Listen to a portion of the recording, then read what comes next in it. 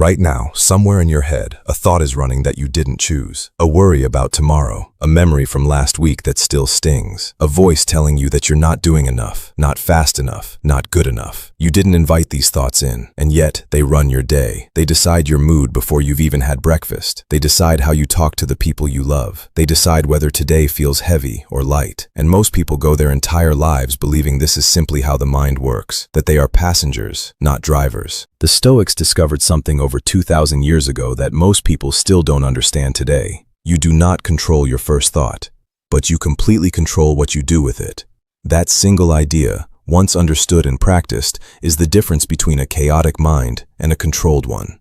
It is the difference between a person who is thrown around by every emotion, every insult, every setback, and a person who stands still, calm, clear, while the storm passes around them.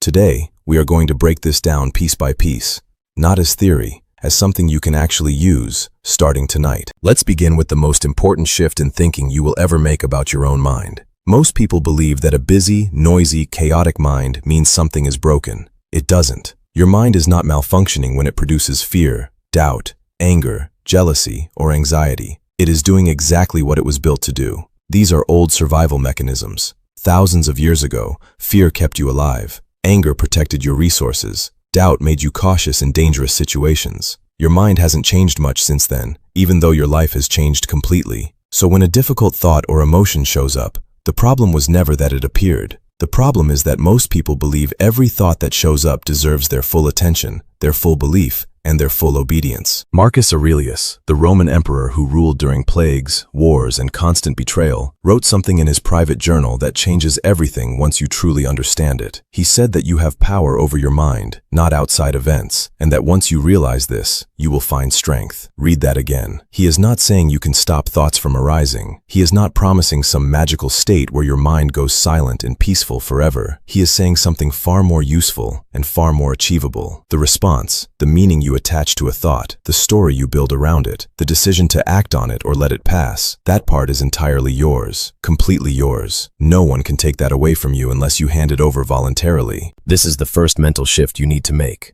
Stop fighting your thoughts. Stop trying to force your mind into silence. Instead, start choosing your response to whatever arises. This alone, if you practice nothing else from this video, will change how you move through the world. Now let's talk about something that will completely reshape how you handle triggers, insults, failures, and bad news for the rest of your life. Here is a mental model, and once you see it, you cannot unsee it. Between something happening to you, an insult, a piece of bad news, a mistake, a delay, a rejection, and your reaction to that event, there exists a gap, a space, a pause, even if it's only a fraction of a second. Most people never notice this gap because they react instantly. The event and the emotional explosion happen so close together that they feel like the same thing. Someone says something rude, and within a heartbeat, you're already angry, already replaying it, already planning your comeback. It feels automatic. It feels like there was no choice involved at all. But the Stoics trained themselves specifically to notice this gap, and more importantly, to act inside it. Epictetus, who was born into slavery and later became one of history's most respected philosophers, said something incredibly simple but incredibly powerful. He said it's not what happens to you, but how you react to it that matters. Not the event, the reaction. He lived this. He was literally enslaved, physically abused, and stripped of nearly everything a person could lose. And yet he built an entire philosophy around the idea that no one can control your inner reaction unless you let them. So here is a practical exercise you can start using today. The next time something triggers you, a rude comment, a mistake at work, someone cutting you off in traffic, a piece of criticism that stings, pause for 3 seconds before responding. Just 3 seconds. It sounds almost too simple to matter, but this pause is where your power lives. In that 3-second gap,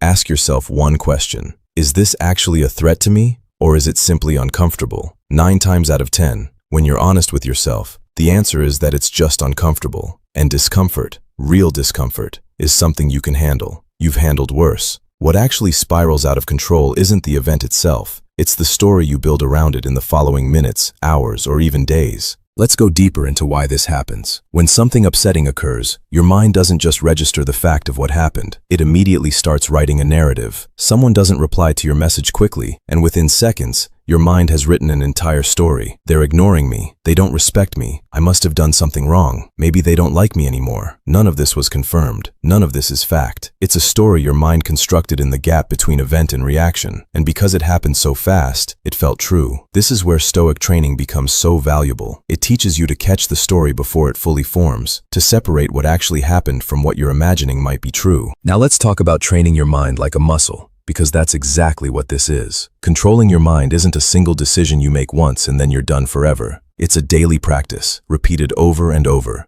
the same way you train any physical muscle in the gym. You don't do one push-up and expect to be strong for the rest of your life. The mind works the same way. Seneca, one of the most practical Stoic writers, had a habit that we still recommend today because it works so well. Every single night, before sleep, he would review his entire day, not to punish himself, not to spiral into guilt, but to observe honestly what happened. This is called the evening review, and it remains one of the most effective tools in all of Stoic philosophy. Here's exactly how you can do it, in under 5 minutes, every night. First, ask yourself, what disturbed my peace today?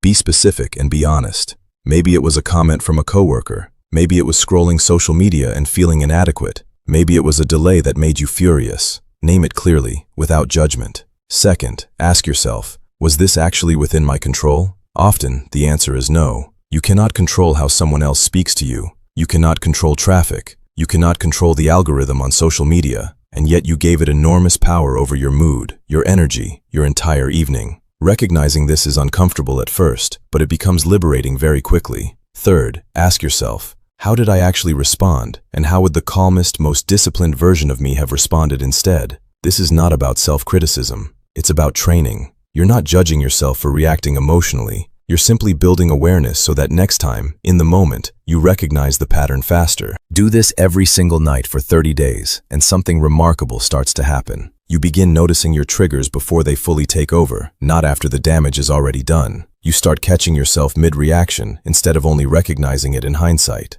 This is what mental control actually looks like in practice. It's not about becoming an emotionless statue. It's about shortening the distance between losing control and regaining it. Now let's talk about the deepest root cause of nearly all mental chaos, because once you understand this, an enormous portion of your daily anxiety simply disappears. Most mental noise, most spinning thoughts, most sleepless nights come from one single mistake: trying to control things that were never yours to control in the first place. Think about what actually keeps people up at night. Other people's opinions of them, outcomes they can't guarantee, the unpredictable future, decisions other people made in the past that can never be undone. None of these things are within your control, and yet the mind spends enormous energy trying to grip them tightly, as if gripping harder will somehow give you power over them. The Stoics divided all of existence into two simple categories, and this division alone is one of the most powerful tools in the entire philosophy. The first category is what is within your control. This includes your judgments, your effort, your responses, your values, your character, how you treat people, how you spend your time. The second category is everything else. Other people's actions, their opinions of you, results and outcomes, timing, luck, the past, and most of the future. When your mind feels like it's spinning, when anxiety feels like it's taking over, stop and ask yourself this question: am I currently trying to control something that was never mine to control? More often than you'd expect, the answer is yes. And the moment you consciously let go of what isn't yours, something shifts almost immediately. Not because the problem magically disappeared,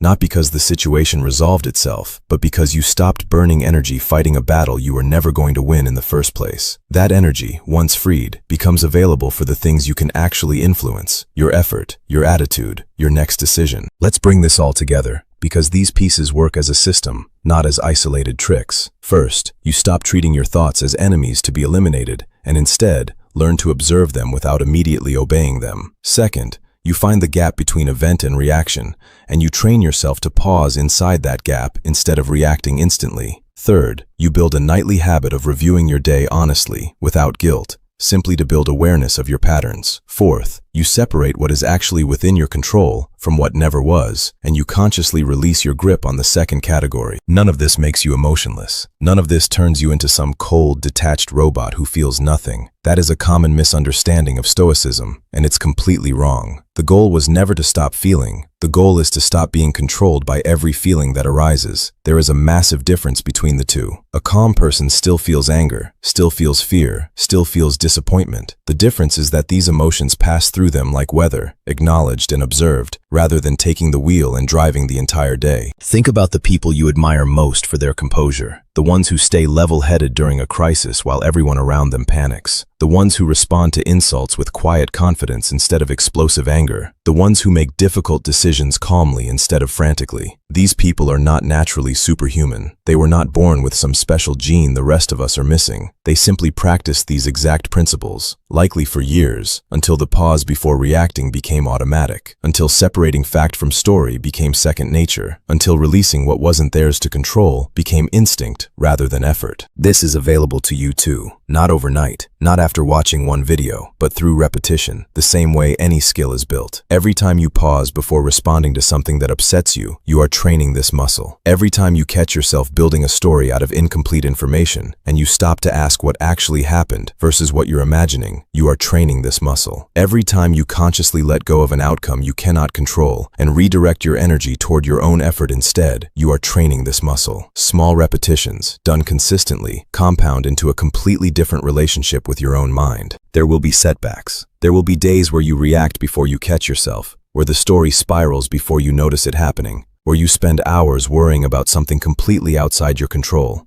This is normal. This is human. The goal was never perfection. The Stoics themselves were not perfect. Seneca, Marcus Aurelius, Epictetus, all of them struggled with these exact same battles in their own minds. What separated them was not the absence of difficult emotions. It was the discipline to keep returning to these principles, day after day, even after failing to apply them the day before. So here is what I want you to do, starting tonight. Before you sleep, take 5 minutes and run through the evening review. What disturbed your peace today? Was it truly within your control? How did you respond? And how would the calmest version of you have responded instead? Do this without judgment, purely as observation. And tomorrow, when something triggers you, and something will, try to catch that 3-second gap before you respond. Ask yourself in that gap whether this is truly a threat or simply discomfort. That's it. That's the entire practice. Simple to understand, difficult to master, and worth every bit of effort you put into it. Controlling your mind isn't about becoming emotionless or robotic, and it isn't about pretending difficult things don't affect you. It's about becoming the one who decides how you respond, instead of the one who simply reacts and deals with the consequences afterward. Every time you pause before responding, every time you separate the event from the story your mind builds around it, every time you consciously let go of what was never yours to control, you are building a stronger, calmer, more disciplined mind, one repetition at a time. That is what mental control actually looks like, not a permanent state you achieve once and keep forever, but a practice you return to, again and again, for as long as you're alive. Let's talk about something that makes this entire practice even more powerful. Understanding why your mind resists this process in the first place. If controlling your mind is so valuable, why doesn't everyone simply do it? Why do intelligent, capable people still lose their temper, still spiral into anxiety, still let a single comment ruin their entire week? The answer lies in a very old, very stubborn habit called identification. Most people don't just have thoughts, they become their thoughts. When anger arises, they don't experience anger as a passing state. They become an angry person in that moment. When fear arises, they don't observe fear as a temporary signal. They become a fearful person, fully merged with the emotion, unable to see any distance between themselves and what they're feeling. This is the deepest trap of an uncontrolled mind. And the way out of it isn't fighting the emotion, or forcing positivity, or pretending to feel calm when you don't. The way out is developing what the Stoics called the observer, a part of you that watches the emotion arise without becoming consumed by it. Imagine sitting by a window watching a storm outside. You can see the rain, hear the thunder, notice the wind bending the trees. You are aware of the storm completely, but you are not the storm. You are the one watching it. This is exactly the relationship you want to build with your own emotions. Anger can be present without you becoming an angry person. Fear can visit without you becoming a fearful person. The moment you create this small but crucial distance, the emotion loses most of its grip because it no longer has your entire identity to consume. Building this observer takes practice, and one of the simplest ways to start is through language. Instead of saying, "I am angry," try saying to yourself,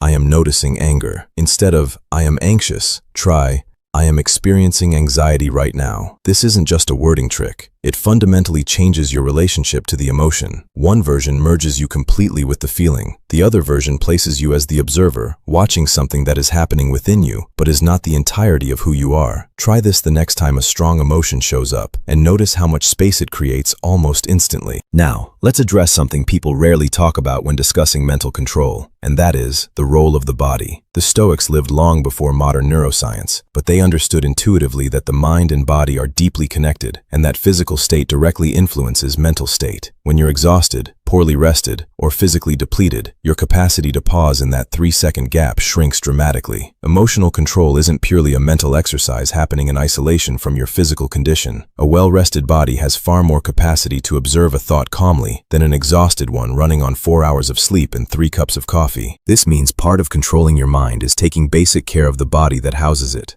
Sleep, movement, and simply stepping outside for fresh air are not separate from mental discipline.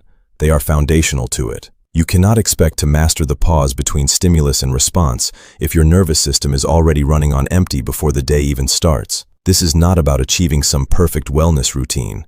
It's about recognizing that your ability to stay calm under pressure is partly a physical resource, and like any resource, it needs to be replenished, not endlessly drained. Let's also talk about something that trips up many people who first encounter these ideas: the difference between control and suppression. Suppression is forcing a feeling down, pretending it isn't there, refusing to acknowledge it even exists. This is not what the Stoics taught, and it's important to be clear about this distinction, because suppression actually makes emotional control worse, not better. Suppressed emotions don't disappear, they resurface later, often at the worst possible moment, often more intensely than if they had simply been acknowledged in the first place. Control, in the Stoic sense, means something entirely different. It means fully acknowledging that the emotion exists, giving it space to be observed honestly, and then consciously choosing your next action, rather than being dragged by it. You're allowed to feel furious after being betrayed. You're allowed to feel deep sadness after a loss. The Stoics were not asking anyone to deny their humanity. What they were asking is that you don't let the emotion make decisions on your behalf. Decisions about what you say, how you treat people, what actions you take that you might regret once the emotional wave has passed. This brings us to a practical distinction worth remembering. Ask yourself, in any difficult moment, am I feeling this, or am I about to act on this? Feeling anger is not a problem. Sending an aggressive message while consumed by anger is where the damage happens. Feeling anxious about an uncertain outcome is not a problem. Making a rash, fear-driven decision because of that anxiety is where things tend to go wrong. The gap we talked about earlier, that 3-second pause, exists precisely at this junction between feeling and acting. It is not designed to eliminate the feeling. It is designed to prevent the feeling from making decisions for you. Now let's talk about something practical you can build into your daily life beyond the evening review. Because a single nightly habit, while powerful, works even better alongside a morning practice. Each morning, before checking your phone, before the noise of the day begins, take just 2 or 3 minutes to mentally prepare for friction. This was a common Stoic practice, mentally rehearsing the difficulties you might face before they arrive, so that when they do arrive, you're not caught completely off guard. You might tell yourself something like this: today, I may encounter someone who is rude to me. I may face criticism I don't agree with. Something may not go according to plan. None of these things are catastrophes. They are simply the normal friction of being alive and engaged in the world. By mentally rehearsing this each morning, you remove the element of shock when difficulty actually arrives. The situation feels expected rather than unfair, and this alone makes the pause between stimulus and response significantly easier to access, because you've already primed your mind to expect some resistance during the day. Let's return now to the core of everything we've discussed, because it's worth reinforcing before we close. The untrained mind reacts instantly, merges completely with whatever emotion arises, builds elaborate stories out of incomplete information, and spends enormous energy trying to control outcomes, people, and circumstances that were never within its power to control in the first place. The trained mind operates differently. It notices the gap between event and reaction. It observes emotions without becoming consumed by them. It reviews its patterns honestly at the end of each day. It distinguishes clearly between what can be influenced and what cannot, and it releases its grip on the latter without guilt or resistance. None of this happens through a single decision or a single video. It happens through daily, deliberate practice, repeated with patience, even on the days when you fail to apply it and react exactly the way you were trying not to.